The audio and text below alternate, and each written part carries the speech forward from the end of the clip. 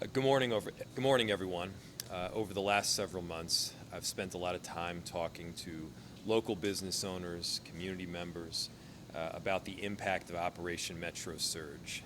And we saw the impact in real numbers a couple of months ago when our Office of Emergency Management put forward a report showing $203 million of damages, and that was January alone. At the time, we were looking at between 10 and $20 million worth of damage to small and local businesses virtually every single week through that January and February surge.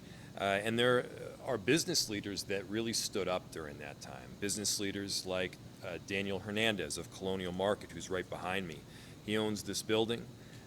He saw his business come to a near standstill because of the terror inflicted by Operation Metro Surge, and yet he decided to keep it open anyway. Business owners like Jennifer King, who own Prima, a restaurant which is on Lindale. She and her daughter took their workers to their second job and made sure that they were protected in getting to work through some of the most difficult periods that our city has ever experienced. But despite everything, our city shows what we always show, which is a whole lot of heart. We stood up for our neighbors. People drove immigrants into work to make sure that they weren't torn apart from their family. They stood watch over a daycare. And yes, they helped them pay rent. But despite everything, we still saw really significant damages. When businesses were struggling, we had these neighbors that stood up and supported them. That's who Minneapolis is, and I really don't want to lose sight of that. But today we are releasing a second updated report that shows a greater extent of the damage. This report estimates approximately $700 million in economic damage and disruption across Minneapolis. The impact was felt far beyond those who were directly targeted.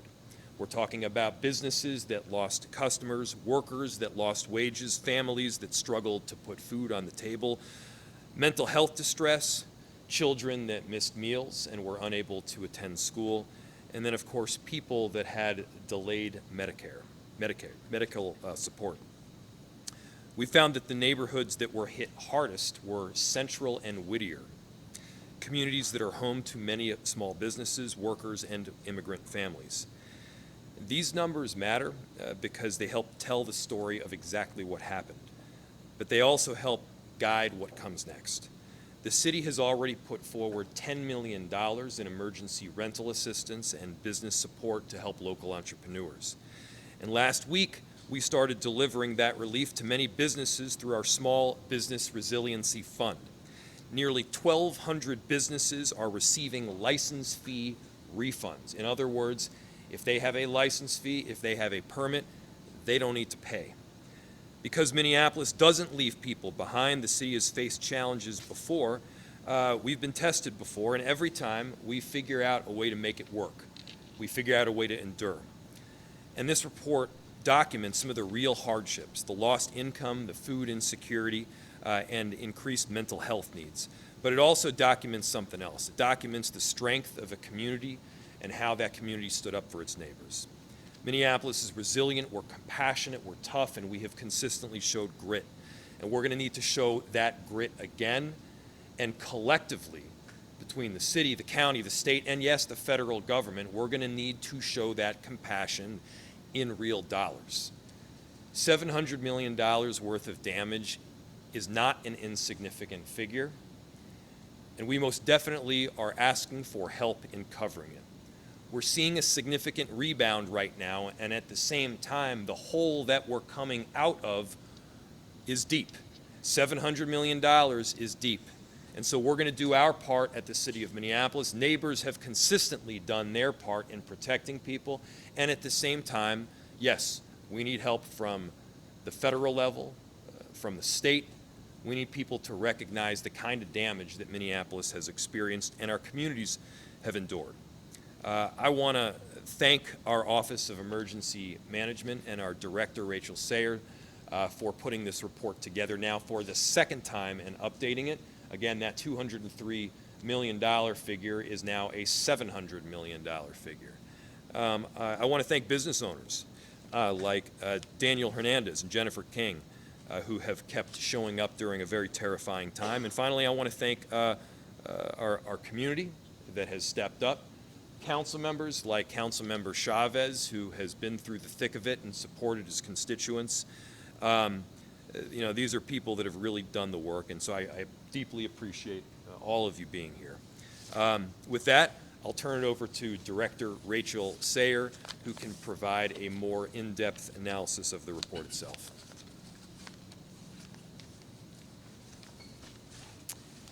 Thank you, Mayor Fry, and thank you to Mr. Hernandez and the Colonial Market for hosting us today.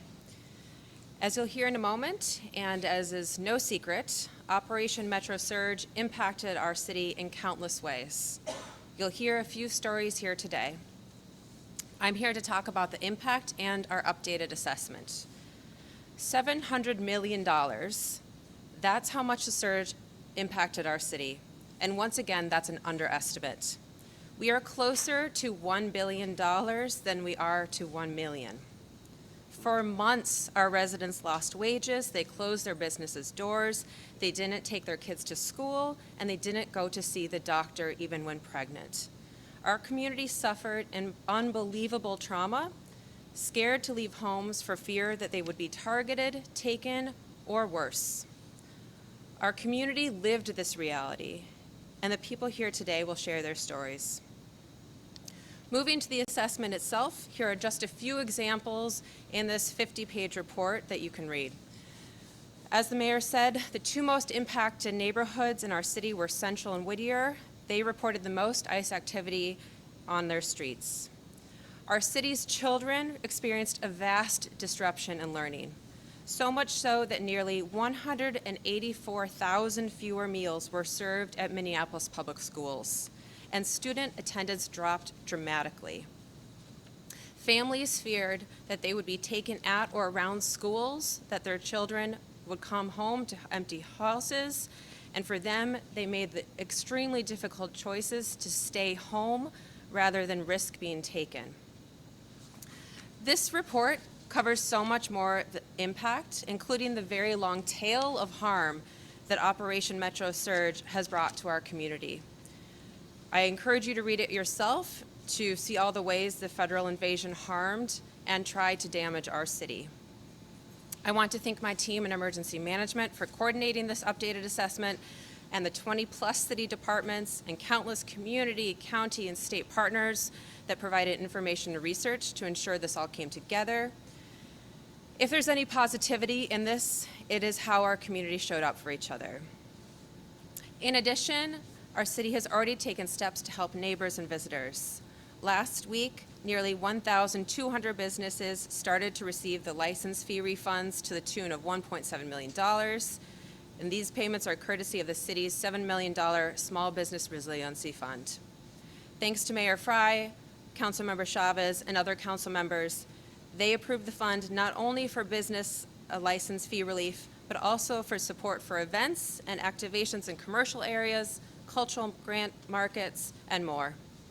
The city is also providing $3.8 million in emergency rental assistance, with an additional $3 million donated by the Wilson Foundation.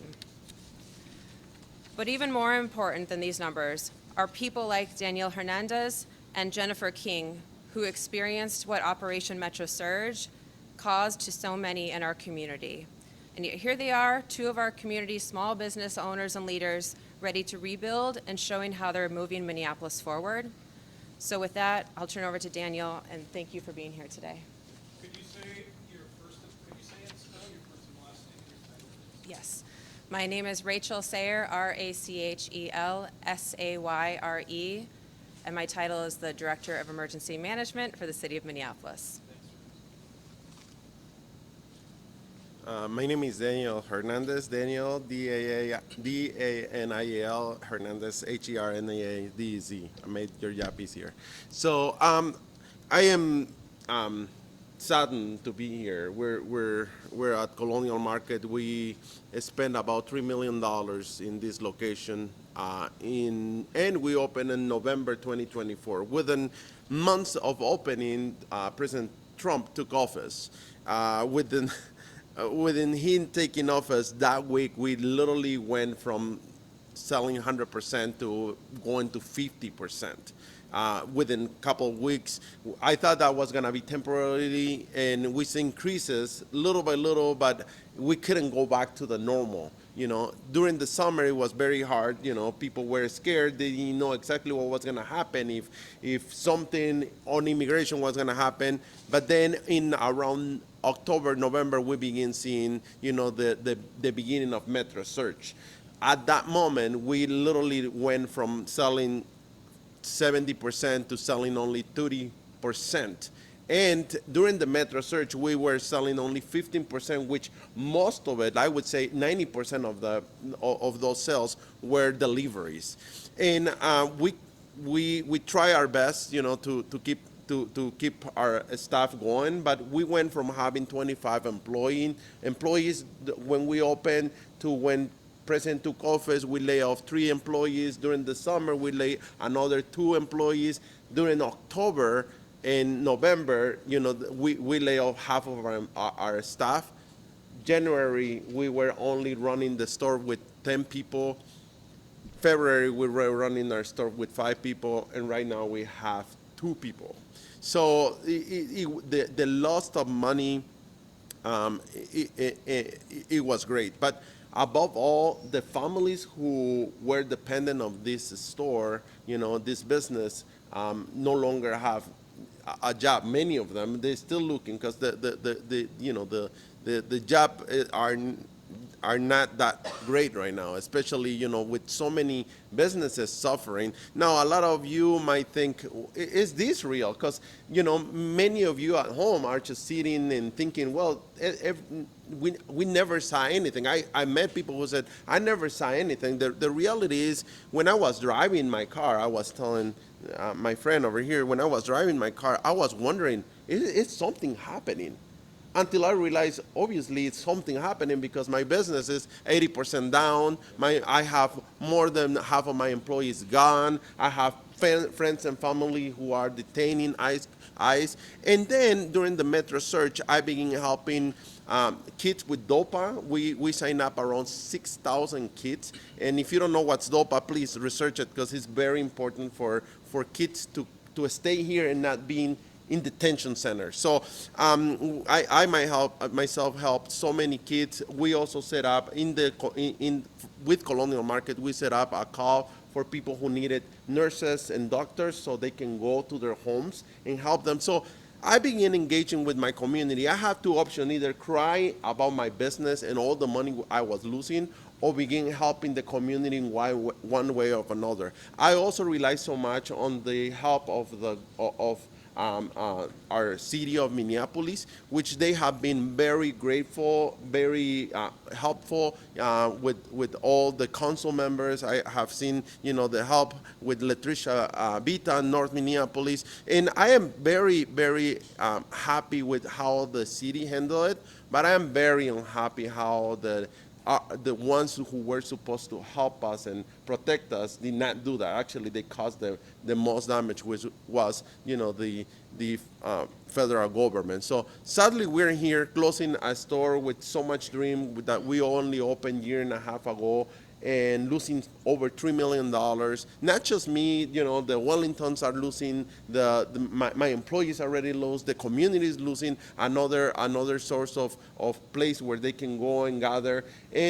But there is a place in the Bible, in Psalms, that says that the cries and the mourning, it's in the night, But joy comes in the morning. Today is a new morning. I still believe in my city. I still believe in Minneapolis. I still believe in our mayors, in our council members, that they're doing the right thing right now, helping us with the licenses. That's a great help. You know how many people I remember texting the mayor, hey, can we get some help for the licensing? And he said, Denny, I'm gonna do anything I can. And we were in the middle of Metro Search. Seriously. And he answered me back and said, Lenny, we'll see what we can do. Right now, Colonial Market is closed in South Minneapolis, but we still believe in Minneapolis. We still believe in our leaders, and we're going to invest and reinvest in Minneapolis over and over again. I might be in the floor right now, but I know I'm going to go up again because the city is behind me, God is behind me, and my family is behind me. So if my community needs another grocery store, we are going to be here in the community because our community deserves a place that cares about them, and that place is us, Colonial Market. By the way, thank you to all the people who have been supporting me in North Minneapolis. I really appreciate it. North Minneapolis is growing little by little. Even with all the challenges, we're doing things that no other grocery store is doing. Right now, we're doing a free flea market for our community. A lot of communities hurting. They want to sell their goods. Many of them closed their business, and now we're doing a flea market every Sunday.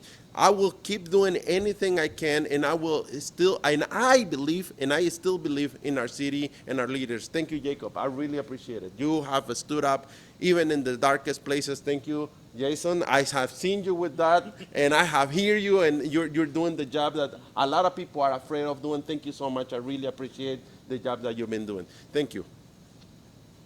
Thank you. Well, it's kind of hard to follow that. My name is Jennifer Jackson King, Jennifer Jackson, Jackson, King, King. I own Prima Restaurant at 53rd and Lindale in South Minneapolis. I'm kind of a long-standing small business owner. I opened in March of 1999, so effectively I've been here for 27 years. I have lived through Lindale Avenue Road reconstruction, COVID, the tragedy and Annunciation across the street from our business last August, and then Operation Metro Surge, which started holidays, post-holidays for us. 40 years in this industry, I kind of feel like I have seen everything. I thought COVID was probably the most difficult time to be in our food and beverage industry, but I think Operation Metro Surge was probably worse. Because if you're lucky enough to be somewhere a long time, you have employees that become like family. I have cooks and servers that have been with me 25 plus years. I feel responsible to them as if they were my own, and they likewise treat our business as if it were their own. And when they became scared to leave their house or go to work or buy groceries, we did everything we could to try to take care of them. My daughter and I and my night manager drove employees door to door, from house to apartment, to their other job, to our job, trying to keep groceries in their houses and apartments and medical appointments, whatever they needed. And just not knowing how long it would go on, who would be taken next, would they go home and their children wouldn't be there. Everything that you read about or heard was actually 10 times worse. And when things are rough, and they were rough because I think the general public perceived coming to Minneapolis was not safe because we were the worst of Operation Metro Surge. Even though it existed in Savage and Shakopee and Crystal, Minneapolis just got the brunt of the negative publicity. And yes, there were many things that attributed to that, but customers just decided it was not safe to come into the city for dinner. And then the bills don't get paid, but you want to make sure your employees get paid. And so as a small business owner, you use your funds to float the business. And the city making a decision to refund the license fees is a handout that we needed, even though we're past the Metro Surge. The lingering effects, I believe, are going to go on for a long time in the business community. I don't even think we've begun to see the real economic fallout. I'm appreciative of the city. I'm appreciative of the mayor and the council members.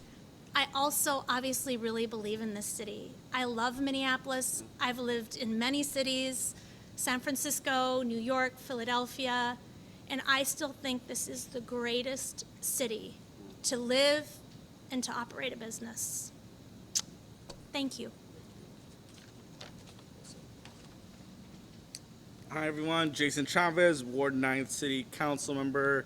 Want to thank you all for being here. Proud to be here with our small business owners, Mayor Fry, and our city staff. And before I get into my remarks, I think it's important to acknowledge that this report is really important, but it is a floor. And we know that the impact is going to be felt for generations to come, and the activity that our neighborhoods face during this occupation is greater than anything that can ever be written down on a paper. I want to first acknowledge the disclaimer in the impact assessment report, which states that the data related to the federal activity in our neighborhoods is not comprehensive. It only reflects what was reported on 911, 311, and other channels. And the reason I'm highlighting that today is because our neighbors faced so much pain and so much trauma. Many instances where our neighbors would picked up on a bus stop that would never be reported because no one would ever know that it happened. The city would never have knowledge of that because this individual was just picked off the corner without anybody being able to see it. So I just wanted to at least highlight that part of the report because there's so many stories that I, the mayor, the city council, our staff here will never ever know. Many people that were sent to different countries that we will never ever know about because this occupation that impacted our city was oftentimes done in the dark. In addition to the data contained in this comprehensive report, what can also be measured is the estimated 3,716 passengers who were abducted and sent out on Minnesota ICE air flights. While not all these individuals were people in Minneapolis, many of them were. They were our constituents. And what can also be measured is the incidents that many of our neighbors heard about on social media, on signal chats, in the rapid response networks. We know that our neighborhood stood really strong and fearless, most of the time with the phone on their hand and a whistle around their neck. And while this data is really important, and this report is really important because it shows us a pathway on what needs to happen next, I think it's also important to talk about the impacts that this occupation had on our residents that cannot be reflected on a report. Because what we can't measure is the heartache, the stress, the loss felt by our neighbors, our families and friends, and those who were abducted. We can't measure what was going through the minds of the 3,716 people who were shackled and marched on stairs to an ICE air flight. We can't measure the fear of a neighbor who was too scared to go to school, to work, to the grocery store like this one, or the doctor. Many people who had to delay their care. Folks that have cancer, diabetes, not being able to go to the hospital for months. You can't measure the two uncles that I had here in this state that were deported by ICE. You can't measure the lack of justice for Renee Good, Alex Preddy, Victor Manuel Diaz, and many of our neighbors who were taken by ICE. And it's hard to measure our shared humanity and trauma that many of our residents have faced and continue to face here in Minneapolis and this state. But despite that, I am proud that the Minneapolis City Council and Mayor Fry responded to this occupation with tangible resources, as was just mentioned. That includes the $7 million in small business recovery funds, $3.8 million in rental assistance in addition to the match, the $1 million in response to immigration legal services that is meant to keep families together here in our city, and our unwavering commitment to protect our immigrant community in this city. This report was very clear that in order to implement the long-term recovery at the scale that is required, and I will repeat, at the scale that it is required, there is a need for sustained investment, coordinated cross-sector action, and long-term community-centered strategies. The city, along with partners and community networks, will need to continue working collectively to mitigate harm, restore stability, and rebuild trust. I think our staff did a wonderful job pulling in this report. It shows the impact that our neighbors have faced, not only through what you saw in the media, not only through what you heard from our immigrant neighbors, but it puts it into a piece of paper that shows this is the impact that it had.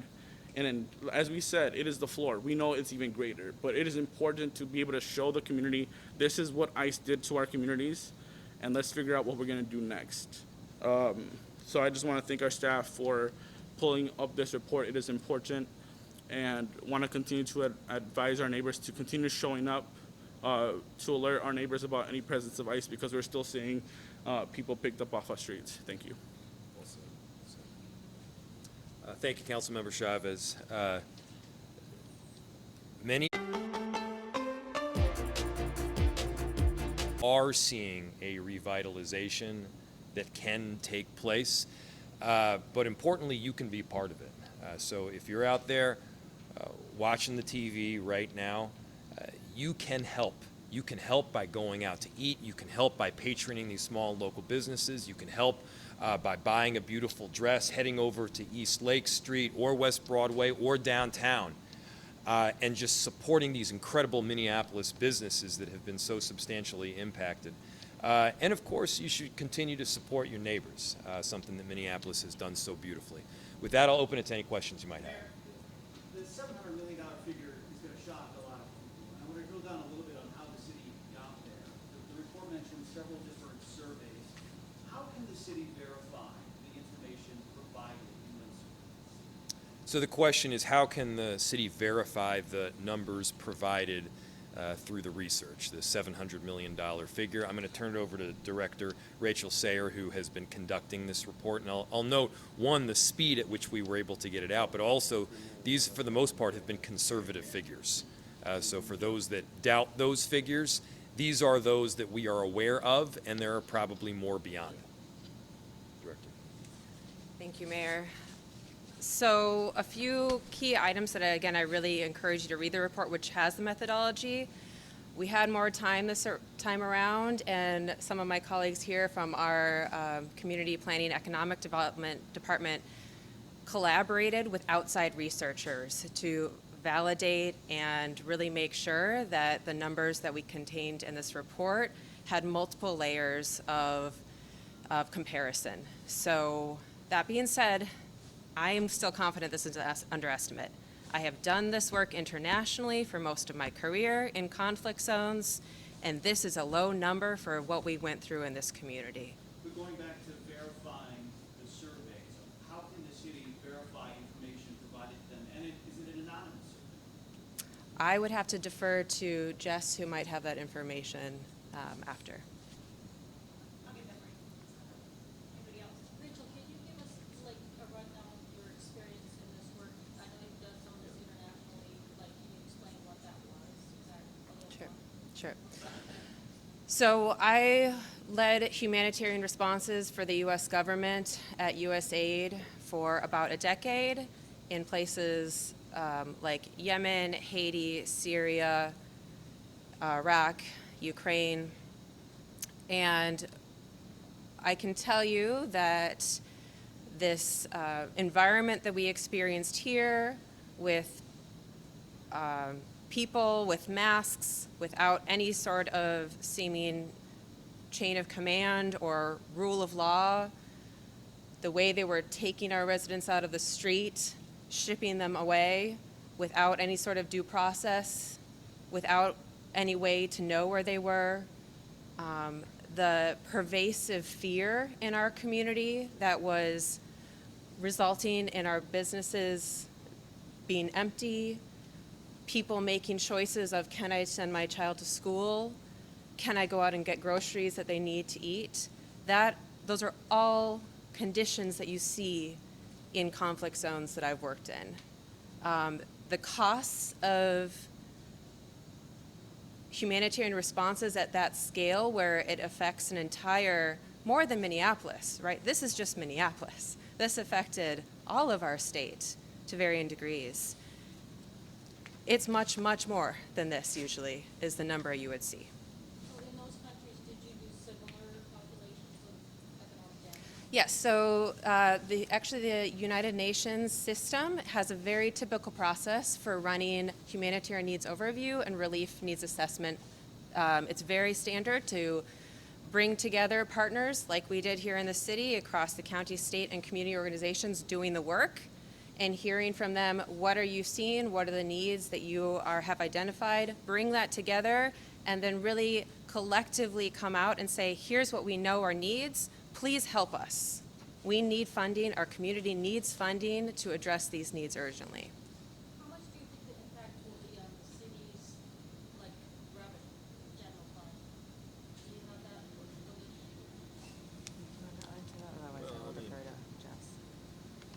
I'll start off.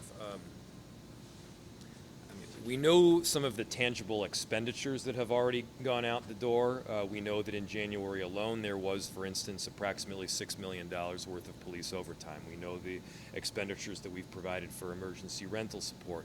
But then there's the revenue side also, that, yeah, certainly through those months is going to be staggering. When businesses shut down, we don't get sales tax we would otherwise get. When businesses suffer, the rent collapses, the valuation of a building goes down, and the amount of property taxes we're able to collect from it goes down along with it. And so I don't know that we've got full figures yet. I'm also looking over at Director Eric Hansen, who's here. Do we have any other figures that we can provide from an economic development standpoint yet? No, a lot of these are questions that still remain to be answered. Now, we can help mitigate that damage by, again, supporting these businesses. We can help stop some of that damage by going out to eat and helping these small businesses and helping people that are in need. So that's not even been calculated? That's not even in the calculation. Yeah. No, all that still remains to be seen. We're just talking about the clear and hard damages that have been suffered through those several months there. If the city gets more funding, is there going to be a process to apply for? Yeah, I just want to make sure we get everybody else. I promise I'll come back to you. Anybody else have a question? Eva, what portion of the estimated 700 million do you see being permanent, and how will residents interact with that in their everyday lives? So the question is, what portion of the $700 million is permanent? And I think you mean permanent in the sense that, like, a business is closed? It damages everything amongst the city. There are long-lasting impacts from Operation Metro Surge, and the tails go way beyond simply replenishing coffers, because in some cases, people are gone. People have been torn apart from their families, and they are gone. The damage to the kids that have suffered because their parents are taken away. You can't make up for that with money. The damage to businesses, just like Colonial Market. I mean, there were millions of dollars that were invested to make this business a reality. By the way, it was a business that was very much needed in the community because people need groceries. And Daniel Hernandez, who's a great business owner, couldn't hack it. Why? Because when you lose 80% of your foot traffic for multiple months on end, yeah, there's a lasting impact. And so, of course, there is a degree of permanence here. And at the same time, you know, in Minneapolis, we don't look at ourselves as victims. We're not victims. We're coming back. We support each other. We're strong and we're resilient. And we're getting through this. And as you see, again, a lot of these corridors, they're coming back to life. And people can help us punch through that ring of fire by simply patroning them. And can I please. add something? Because I really, when she said, asked about permanent, let's think about statewide, how many Latinos stayed home because of being afraid of going out and being taken by immigration, even if they have papers. Even if they have papers, because people will not understand. You know, one of the things that I heard from many of my Latino friends is like, if they kill Mrs. Goods, what are they gonna do to me that I'm brown? I might have green card, or I might be a U.S. citizen, but I'm brown. Well, if they did that to them, what are they gonna do to us now? About 1,000 people stay home for at least 3 months. Time is the only thing you cannot recoup in your life.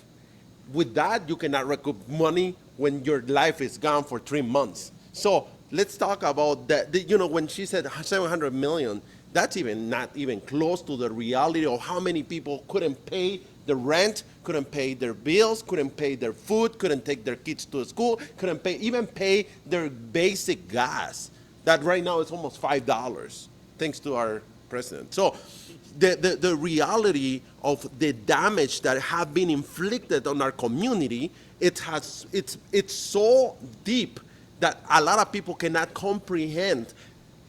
I'm not gonna say thousands of people died, but I can tell you right now, at least a few hundred people probably are gonna die because of this. And you're gonna say, why? Because during 3 months they couldn't get their chemo, they couldn't get their medicine for the diabetes, their high blood pressure. A lot of people are gonna begin, no, we're Latinos, we're diabetes runs in our blood because we're so sweet. So here's the reality. The impact on the community itself, on the Latino community, was big. Now, the Latino community is part of the all overall community, white community, Asian community, black community. We are Minneapolis. We are one family. We depend on others. You see the lady over here? She has Latino employees. She's as white as she can be.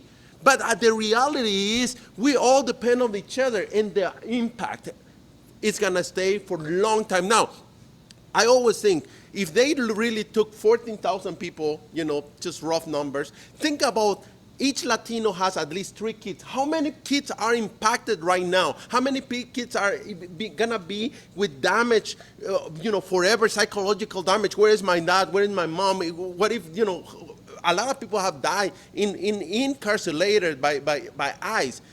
Not because the news doesn't come out doesn't mean it didn't happen. So the damage economically, psychologically, in our community, it's been big. So I would say the damage was extended, and it's gonna be there for years. Now, are we coming back? Yes, we are. There is no doubt we're coming back. Is Colonial Market gone from this location? Yes. But are we still in North Minneapolis? Are we gonna open one in 37 and Bloomington? I'm planning. Yesterday I was talking. We're gonna expand. You know what they did, Mayor? What this government did is they tried to break us. But what they didn't know is that we're like gremlins. When you throw water on them, we reproduce. So we're gonna be more like gremlins, and we're gonna reproduce, and we're gonna make Minneapolis, not just greater again, but what we used to be, always better. Thank you, Mr. Daniel, Yes, sir. Quick question. What were your plans going into 2026, and could you foresee the economic consequences of Trump's immigration policy since he won in the November prior? The economic damage happened at the moment he took office in my store. At the moment he took office, literally 50% for the next couple of months were gone.